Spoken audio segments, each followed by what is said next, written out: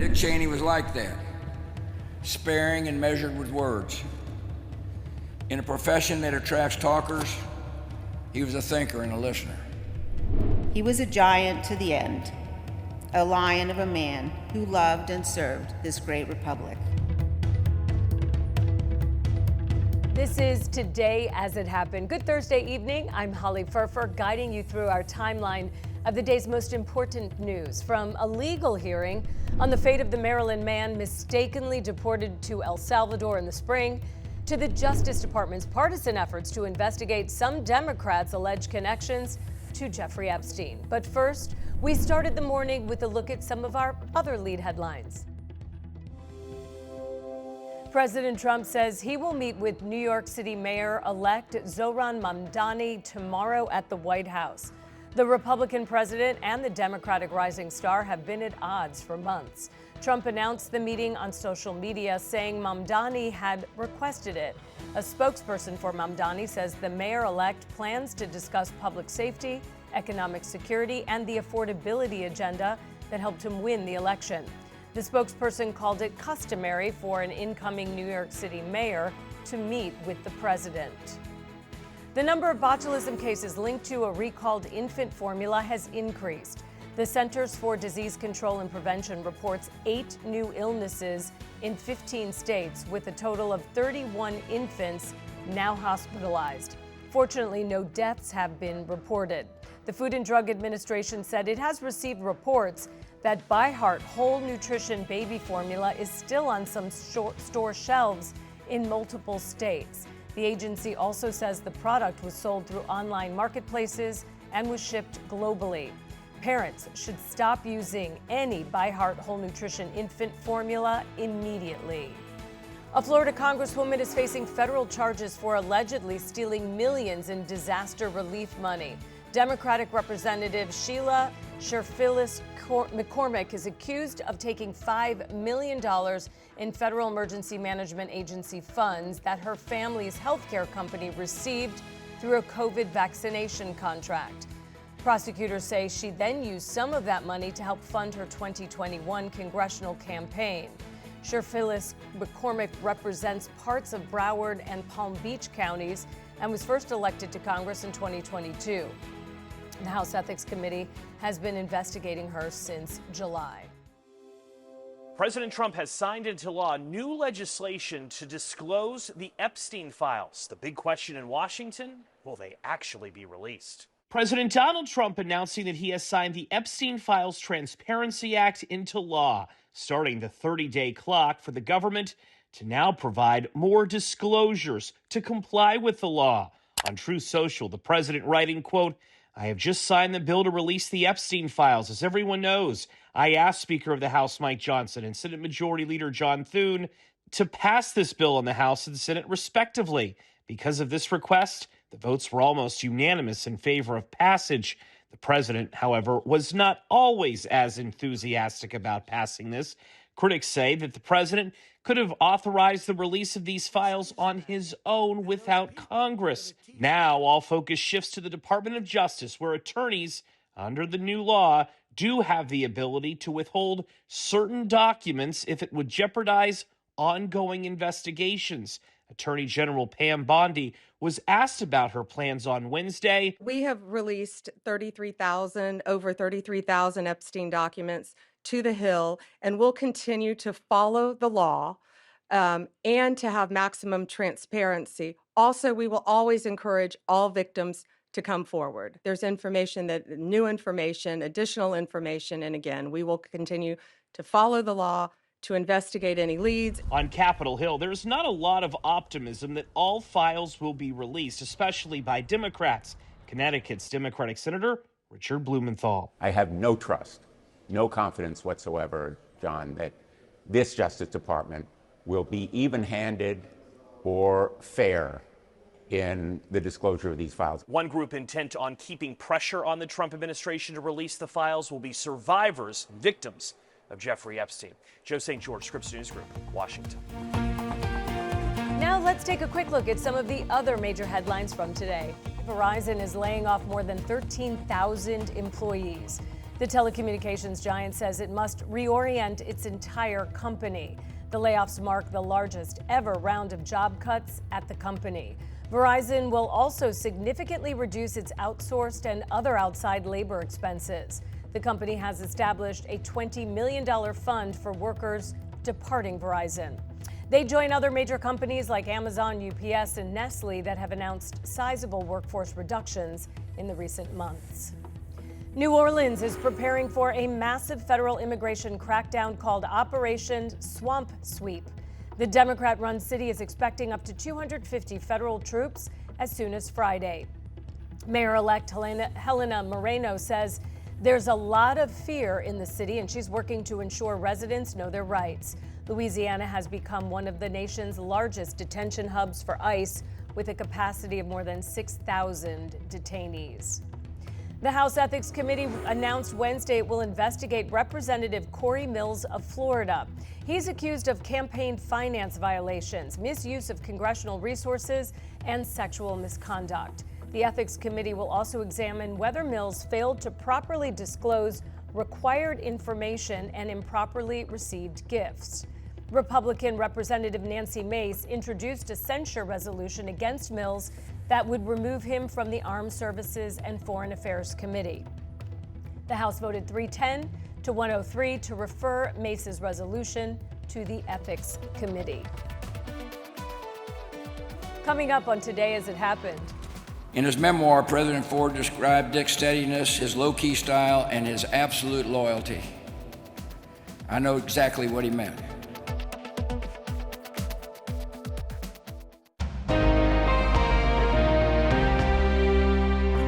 Washington this morning, former Vice President Dick Cheney will be laid to rest. A consequential and controversial figure, one of the more consequential conservatives of the 1980s, 1990s, or early 2000s, someone who rose from a congressional aide to be a member of Congress, served as Chief of Staff to the President of the United States, Secretary of Defense, and then Vice President to George W. Bush. Consequential for how he shaped, especially foreign policy over the years. And that's the source of his controversy as well, the war in Iraq, which was viewed by many as a mistake. It was something that was championed by Dick Cheney. Who will not be there is really the Trump administration. President Trump not invited.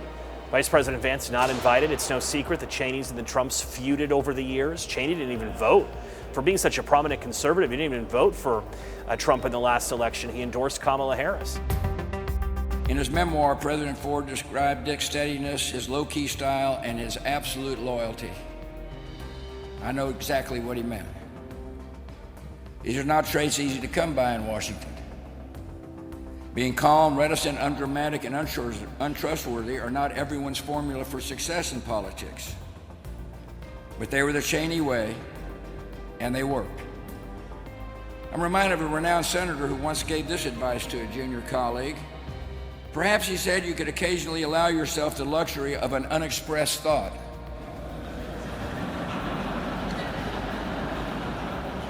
Dick Cheney was like that, sparing and measured with words. In a profession that attracts talkers, he was a thinker and a listener. And when he did speak up, conveying thoughts in that even tone of voice, that orderly, unexcitable manner, you knew you were getting the best of a highly disciplined mind. Though he was inspired to service by President Kennedy, Dick Cheney became a Republican. But he knew that bonds of party must always yield to the single bond we share as Americans. For him, a choice between defense of the Constitution and defense of your political party was no choice at all. And now let's take a look at some of our other top headlines of the day. Sales of existing homes rising last month. The National Association of Realtors reporting sales climbed about 1.2%. That is the highest level since February, and a sign that lower mortgage rates have been luring buyers back into the markets. Mortgage rates declining in recent months in anticipation of the Fed lowering interest rates in September and October, but they have been edging up over concerns about what the Fed may do in December. And a soft reminder, if you are flying for the first time since May, you'll need a passport, a military ID, or a real ID driver's license. If you don't have one, get ready to shell out some more money and also get ready for additional screening, a pat down, and an interview to confirm you are who you are. Now, the TSA is also proposing an $18 fee if that is needed. The TSA says the money is needed to cover costs associated with enhanced screenings, software, and staffing. It would also fund that new facial recognition technology. Just ahead on Today as It Happened. To suggest and encourage that active duty service members defy the chain of command is a very dangerous thing for sitting members of Congress to do.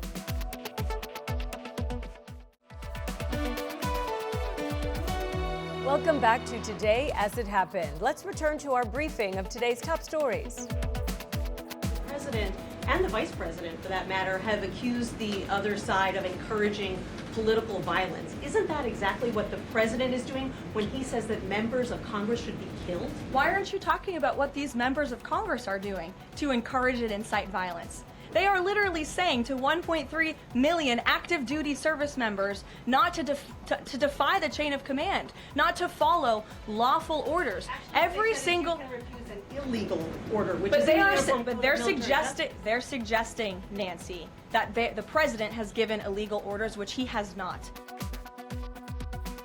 Let's go now to our White House correspondent, Haley Bull. She is live on the North Lawn. And Haley, the rhetoric seemed to be interesting today. Your thoughts? Yeah, Del, the White House appearing to try to shift the conversation, criticizing the questioning of the president's comments themselves and not the questioning of the comments from Democratic lawmakers behind it. To back this up, what we are seeing unravel, several Democratic lawmakers with history serving in the intelligence community and military released a video calling for those communities to refuse illegal orders. The president took to Truth Social in a number of posts, writing, quote, seditious behavior punishable by death. In another post, he said, quote, each one of these traitors to our country should be arrested and put on trial. Their words cannot be allowed to stand. White House Press Secretary Karoline Leavitt, when asked if the president wants to execute lawmakers, said no, and again criticized that discussion, maintaining that there could be chaos caused by the words of those lawmakers, standing by their belief that the lawmakers are insinuating that Trump's orders are illegal. Now, this afternoon, we are hearing from those Democratic lawmakers who released that initial video, and they stated, quote, we are veterans and national security professionals who love the country and swore an oath to protect and defend the Constitution of the United States. That oath lasts a lifetime, and we intend to keep it. No threat, intimidation, or call for violence will deter us from that sacred obligation. So, Del, what we are seeing is the White House in that press briefing appearing to defend the president's comments there that are drawing strong rebuke, particularly from Democratic lawmakers this afternoon. Yeah, and a lot of that has to do with the attacks on those boats in the Caribbean. So far, more than 80 people have been killed. Some members of Congress questioning whether or not those strikes are legal. We should point out, by the way, the UK came out just last week and said it would no longer share intelligence with the United States because they view the possibility that those strikes may be illegal as well. Also on the issue of Ukraine, more clarification on whether or not the White House is pursuing a peace deal between Russia and Ukraine. Yeah, the White House offering more insight to this. The press secretary saying Special Envoy Steve Witkoff and Secretary of State Marco Rubio have been, she says, quietly working on a plan, stating that they are engaging with both the Ukrainians and Russians to understand what points that they could commit to in any potential peace plan, noting that the president has been growing increasingly frustrated with both sides, but is still maintaining his efforts to try to end the war. Notably, senior military official meeting with Ukrainian President Zelensky today. The press secretary saying that they were optimistic following that, and indicating that Witkoff and Rubio have recently met with them as well. Of course, the press secretary declined to get into any details on other outlets reporting of additional countries serving as mediators in this. This is all as Russia has continued its attacks on Ukraine. Ukrainian President Zelensky in Turkey, who has played a role in some negotiations just this week, where he reiterated that Russia cannot be rewarded for war. As we have seen these reports trickle out this week, Dal, we have also seen a number of European allies once again call for Europeans to be at the table, for Ukrainians to be at the table in any negotiation. Now, whether these efforts move the ball any further than what we have seen to date, that's something that remains to be seen. Scripps News White House correspondent Haley Bull for us live on the North Lawn. Haley, as always, we thank you very much. On the economic front, the numbers were delayed for more than 6 weeks because of the government shutdown, but that is no longer the case. The September jobs numbers are out, and it is a mix of good news and bad news. As a result, Wall Street shot up like a rocket at the opening bell before leveling off as the day wore on. Scripps News Washington correspondent Stephanie Liebergen is live in our D.C. newsroom to break down all the numbers and what they mean. And Stephanie, let's start with the stats. What did we learn from the jobs report? Hey, Del, good afternoon. Well, let's start with the key number that comes out of the jobs report is how many jobs were added in the month of September. And there were 119,000 jobs added in September. That is certainly a solid positive number. It was higher than experts were anticipating. But at the same time, while the September jobs added looks good, the jobs were revised in July and August. I want to take a look at kind of what the job additions look like for the last, since January of 2025, since this year. So we saw revisions in July and August that were actually revised downward. So we see that the summer months were lower. This is the, unemployment rate that you're seeing here, that you see the unemployment rate, which is also part of this report, is 4.4% now. That ticked up just a little bit from the last month. But as you can see, this is the highest the unemployment rate has been since October 2021. So arguably, going in the wrong direction. If we can get to those jobs numbers that I was talking about with 119,000 jobs added in September, and the revisions, here we go, of the other months. You can look at May, June, July, August. June and August specifically, negative, losing jobs in those months. So this 119,000 jobs reported for September, certainly a change in direction, certainly something that the Trump administration is happy about. The Vice President, J.D. Vance, saying today that this report shows that he is proud of the Trump economy. The press secretary, after this report out this morning, saying that this is proof of President Trump's pro-growth, America First agenda. But even looking at this positive number, affordability is still a major concern for Americans across the country. And it's important to know that with these affordability questions, that a lot of how people feel about the economy is personal, it's individual. So while someone might think that things are doing great because they're, making enough money and they're not in financial stress, there might be another family in a similarly situated position, but they're feeling much different about the economy. So it's very much not a one-size-fits-all plan. That how Americans feel about the economy is very individual based on their personal circumstances. So it's hard to look at this, a report like this, an expert telling me earlier today that he's not a big fan of saying this report means the economy is good, the economy is bad, that it's just not that black and white. One more interest rate cut of 0.25% is not going to have that much of an impact on all of us. And so they may be viewing collectively that they can afford to wait until early 2026 when they have more data under their belt, and maybe some of the fog in the economy will have cleared by then. So that was Mark Hamrick talking about the Federal Reserve meeting that is coming up next month. Dell, they're due to meet in early December, but this September jobs report that is a little delayed, obviously, because of the government shutdown. It's not the most up-to-date look at the U.S. economy, but it's going to be the most up-to-date info that the Federal Reserve has to consider when they meet in December. And so what Mark was explaining there was that while we could see and we previously thought, experts thought they were going to drop the interest rate by potentially 0.25% again in December, that now there's a thought that they might keep interest rates steady, Dell, because they're not going to have the most up-to-date data. And if they wait just a few more weeks till their meeting in early January, they'll have a more robust amount of data to consider. The backlog of government economic data, that'll be cleaned up by the time we reach early January. And so the Federal Reserve governors might have a little more up-to-date information in January, which is why experts are thinking that maybe this December meeting at the Federal Reserve that they might keep interest rates the same and then wait until that January meeting to potentially make another change. Stephanie, Mark Hamrick with Bankrate is one of the best, as are you. I'm curious, as you made the rounds discussing these numbers today, this is the first jobs report that we have seen since the firing of the head of the Bureau of Labor Statistics. Do they trust the numbers?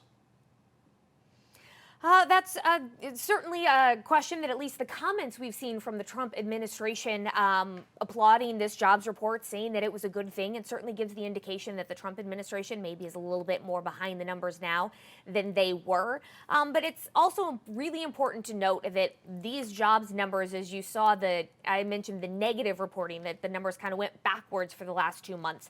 These numbers are preliminary. So the government takes this, this first data, this 119,000 jobs added number that we have now for September. That will get updated next month, and that will get updated the month after that before it is considered the final number. So it's important to know that it's a preliminary number. Coming up on Today As It Happened. President Trump has signed a bill into law that compels the Department of Justice to release the Epstein files. I'm Alex Miller in New York. Coming up, I'll tell you what we can expect to see and what might be left out. Welcome back to Today As It Happened, Scripps News end-of-day snapshot of our biggest stories. So let's pick up where we left off. Down south, Operation Charlotte's Web is now officially over. The Mecklenburg County Sheriff's Office announcing today that there will be no further border agents in his county. Homeland Security did not comment on what the sheriff had to say, but did say the campaign on North Carolina's largest city resulted in 250 arrests. North Carolina's Democratic governor saying ICE was not welcome. Homeland Security is now setting its sights on New Orleans. 250 ICE agents will begin what is being called Operation Swamp Sweep on December 1st. The goal is to make 5,000 arrests. Now, unlike North Carolina, Louisiana's governor is a Republican, and Jeff Landry says he welcomes ICE. Landry pressured city officials to comply and cooperate with Homeland Security. New Orleans Police Chief Ann Kirkpatrick, though, is resisting, saying her officers will not assist any ICE raids. President Trump signing the bill compelling the Justice Department to release the Epstein files, doing so Wednesday night, paving the way for all related documents to be made public within 30 days. Scripps News national correspondent Alex Miller is live for us in New York City. And Alex, now the question being asked is, what will we see? When will we see it? Because there's a chance, I understand, that we may not see everything. And why is that? We might not see everything. We are expecting to see the bulk of the files, but there are some things that might be taken out in this 30 days that the Department of Justice has to put forward these documents. They're likely going through it because there are some loopholes in the legislation that allows them to redact certain pieces of information. So let's go through that. First of all, they will be redacting any information dealing with the victims, anything that could identify them. We're also going to see them redact anything related to child sexual abuse material, any graphic images or descriptions, things like death, physical abuse, or injury. And we'll also see them redact anything related to national security or foreign policy. But that third option, jeopardizing an active investigation, that is what we want to pay attention to specifically, because they are allowed to redact or withhold documents if there is an ongoing investigation. Now, earlier this year, the Attorney General, Pam Bondi, said they had not found any evidence that would allow them to look into third parties, meaning other people who might be mentioned in the investigative material. So essentially, she said, case closed.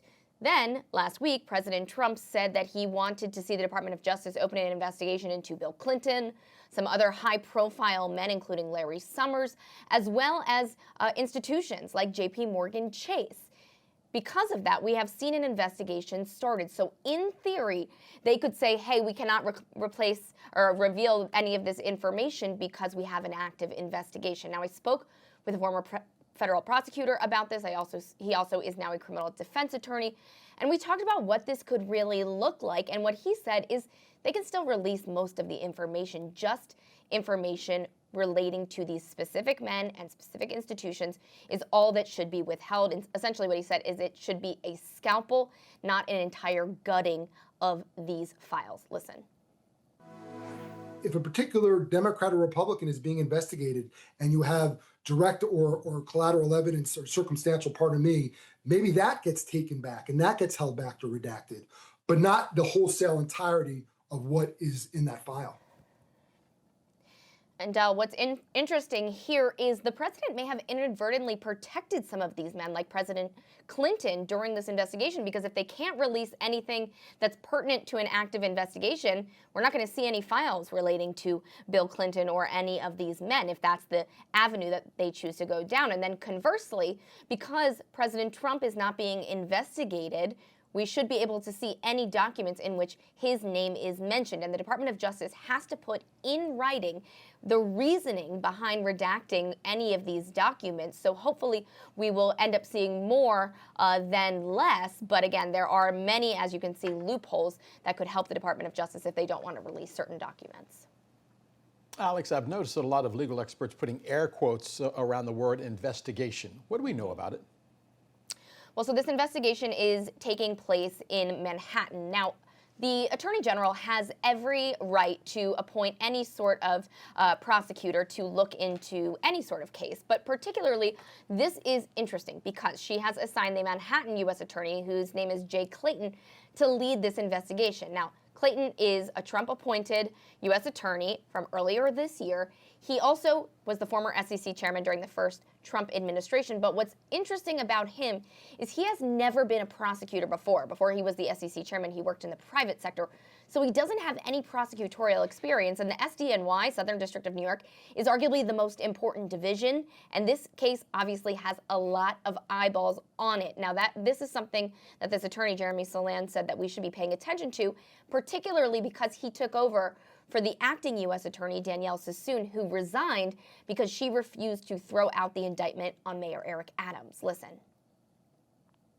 So it should be lost on no one that not only is the president dictating this, but it's going to the Manhattan, Southern District of New York office to investigate where the current sitting prosecutor has ties to the Donald Trump administration and is taking the place of a former U.S. attorney or acting U.S. attorney who refused to violate what she believed were ethical duties and adhere to what Donald Trump wanted.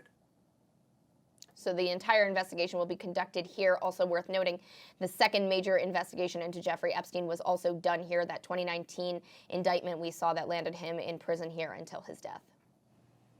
And Alex, as you know, some in the president's corner trying to shift the focus to that decision by two New York federal judges in August not to release grand jury materials. Remind us why they did that and how much light could that shed on this case? Yeah, they both gave similar explanations this summer as to why they didn't release this information. They essentially said this is part of the larger file. So if you want to see what's in this, the Department of Justice should be the one to release this information. They felt that they didn't get good enough reasoning why they should be the ones to release it. And the judge in the Epstein case said essentially that this is about 70 pages of transcripts, a couple pages of letters from victims and their attorneys. So there isn't a whole lot of information when you're comparing it to the roughly 100,000 documents that we could see coming out of the Department of Justice. And the judge in the other case, which pertains specifically to Ghislaine Maxwell, said that he felt that this case, or that the grand jury materials in the Maxwell case, would not shine any new light, not give any new information that the public needed to see. And there could be videotapes and photographs as well. Scripps News national correspondent Alex Miller live for us in New York City today. Alex, as always, we thank you very much. More of today's top stories just ahead on Today As It Happened. Stay with us.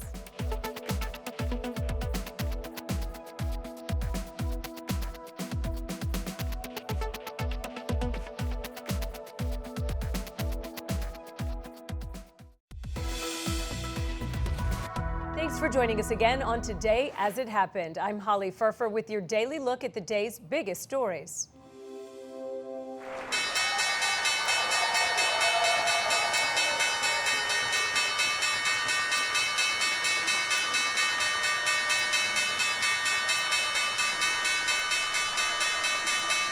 We too were wondering whether or not that bell was going to ring. Major league whiplash, though, in the markets today. The Dow shooting up 700 points in early trading, but as you can see, that was not the case at the end of the day. It ended the day deep in the red, erasing any early gains.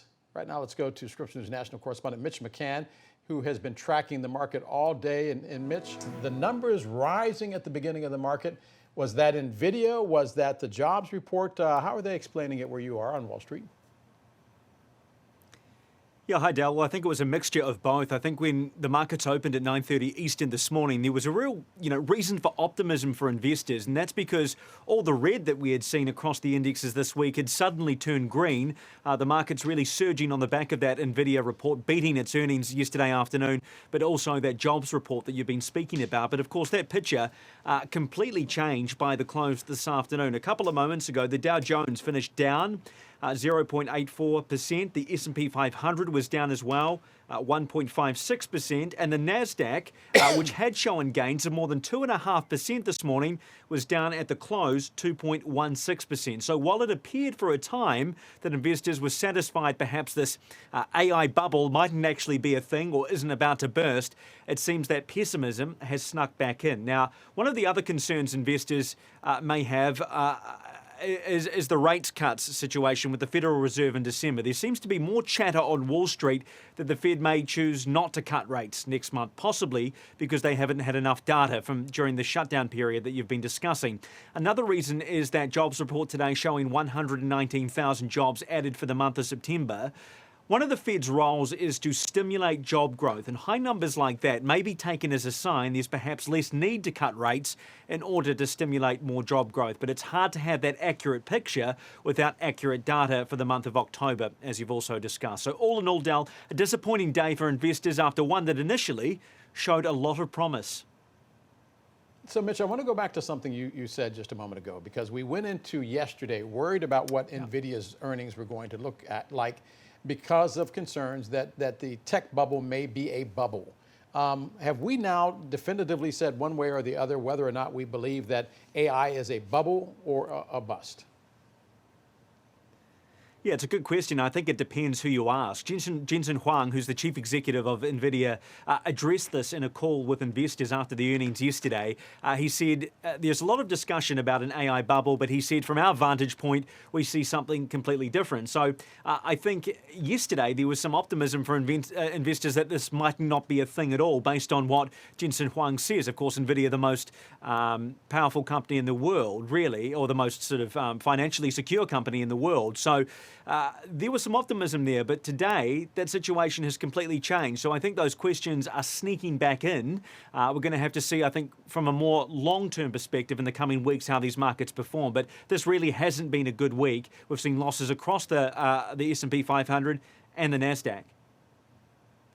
Our national correspondent, Mitch McCann, for us on Wall Street. Mitch, as always, we thank you very much. As far as Washington is concerned, the watchwords used to be, "It is the economy, stupid." Those words by Bill Clinton's political strategist, James Carville, back in 1992. And for a long time, that was the strategy. Then Donald Trump ran on things like build the wall. Now it seems it is back to the economy and affordability. There is a CBS poll out that finds 3/4 of those surveyed say they don't think the president is doing enough to lower your prices. Food is their major concern. The average price in December versus now paints the picture. Ground beef a year ago, $5.61 a pound, now $6.32 a pound. Sirloin steaks seeing the biggest jump, $11.67 a pound in December, $14.14 a pound now. White bread, though, did go down. It was $1.91. Now it's $1.87. Despite all of that, the vice president today telling Americans to be patient. Even though we've made incredible progress, we understand that there's a lot more work to do. And the thing that I'd ask for the American people is a little bit of patience. This economy was not harmed in 10 months. It took a deliberate 4-year administration that was making life harder for everyday Americans, that was importing foreign workers instead of giving jobs to American workers, that was over-regulating, overtaxing, overspending. They were doing everything wrong. And as much progress as we've made, it's going to take a little bit of time for every American to feel that economic boom, which we really do believe is coming. Another major story coming out of the nation's capital. It is time to get rid of those National Guard troops in Washington, D.C. A federal judge ordering the Trump administration to end that deployment that began in August. The district judge saying the deployment illegally intrudes on local officials' authority to direct law enforcement in the nation's capital. But she put a 21-day hold on her order to give the Trump administration time to appeal. We'll have more of today's news coming up on Today as It Happened.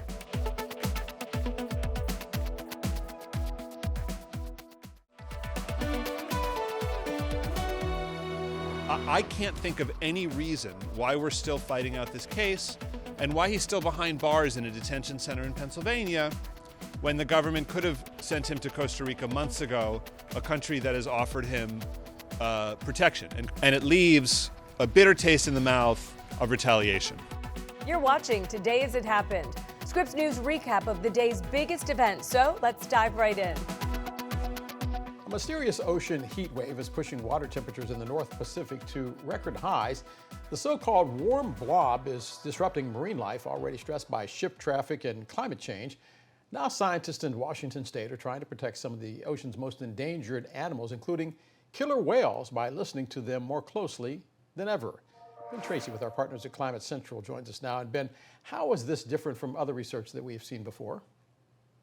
So, Del, in the past few months, several dead humpback whales have washed ashore in British Columbia, and scientists warn that warming seas and collisions with massive ships are increasingly dangerous for many whale species. Now they're turning to new underwater technology to better understand what's going on. Look for some whales. It's early morning in Washington's San Juan Islands. Clear the line. A team of scientists unspools what looks like a simple cable, but it's actually a high-tech listening device. A team of divers secures it to the ocean floor and waits for the targets of their underwater mission to arrive. I mean, you guys are kind of a whale spy. You're eavesdropping on their conversations. Yeah, well, they're not very private. They are the southern resident orcas, better known as killer whales. Roger that. Marine biologist Scott Veers says that fierce nickname overshadows another defining trait. They're very chatty whales. Like 2/3 of the time, they're saying something. Really? Yeah, and they say it really loud. Orcas use clicks and calls to hunt and navigate. This mile-long fiber optic cable records those sounds and sends real-time data back to shore. Okay, take that back up. University of Washington researcher Shima Abadi says it's far more powerful than a standard hydrophone, which only listens from one spot. The fiber optic cables are acting like thousands of hydrophones along the length of the cable. So all of a sudden they have so many receivers and we can get data in real time. And this project could lead to something much bigger. While this is just a couple miles of fiber optic cable that they're laying, there is currently 750,000 miles of fiber optic cables already on the ocean floor. And that can be used to listen to marine life all around the planet. Those cables, the backbone of global communications, could turn the world's oceans into a vast underwater listening network. That could give scientists unprecedented insight into how whales and other marine mammals are coping with ship traffic, shrinking food supplies, and climate change, which has rapidly warmed the oceans in recent decades, disrupting marine habitats worldwide, according to Climate Central. A recent study by the Monterey Bay Aquarium Research Institute found the distinctive songs of blue whales dropped off significantly as food grew scarce in the wake of marine heat waves, a possible sign of stress. Climate change amplifies existing stressors. Utah Masuda, director of science at Allen Family Philanthropies, the Orca Project's funder, says more ears in the ocean could revolutionize our understanding of how marine mammals behave, communicate, and migrate. It's like going from a 2D picture to a 3D picture. So a much better idea of what's happening. That's right. That kind of data could be crucial to saving the endangered southern resident orcas, their population down 25% in recent decades to fewer than 75 whales. Real-time tracking could alert ships to slow down when orcas are nearby and pinpoint parts of the ocean that should be protected. And so it's just increasing the scale and the frequency and the quality of data that's available. Because just like with humans, you tend to learn a lot when you listen. Now, researchers are also hoping this effort will reveal whether whale migration patterns are shifting as these threats to them continue to grow. Del? Ben, I was transfixed by the sounds coming from the whales. You know, we see them so many times, we don't hear them all the time. How could this new technology you're talking about help prevent ship strikes, which really sound like a real problem? Yeah, so these sensors where you hear those sounds that they're making, they can pinpoint where these whale pods are swimming, and that information could then be shared with shipping companies and ferry operators in the area so they can slow down when they know these whales are nearby. Ben Tracy with our partners at Climate Central. Ben, trust me, we are looking forward to your next report. I am looking forward to your next report. Thanks for being with us. The President of the United States is calling for the execution of elected officials. I don't know any president who has gone this low. I have never seen a president or heard of a president who has done more to encourage political violence. It appears that President Trump has added another name to his so-called enemies list. The Justice Department now said to be looking at possible mortgage fraud allegations involving California's Democratic Senator Adam Schiff. Trump calls him Shifty Schiff. That is from records examined by the Washington Post. Our national correspondent Nick Harper is tracking this developing story. The mortgage fraud investigation into California Senator Adam Schiff could now be in jeopardy. Reports suggest the Justice Department has launched a probe into the handling of that investigation into the California senator. The suggestion is that there was a person who said that they represented the Trump administration and that was seeking information into Adam Schiff, but who perhaps did not have the legal authority to do so. That person allegedly communicated with a Justice Department official and the director of the Federal Housing Finance Agency. That investigation into the senator looking at the houses that he owns in Maryland and California. But of course, Adam Schiff is a political foe who has found himself in the firing line of Donald Trump's anger in recent months. Back in September, the president wrote on social media that his Attorney General, Pam Bondi, should prosecute him, calling him by his nickname, Shifty.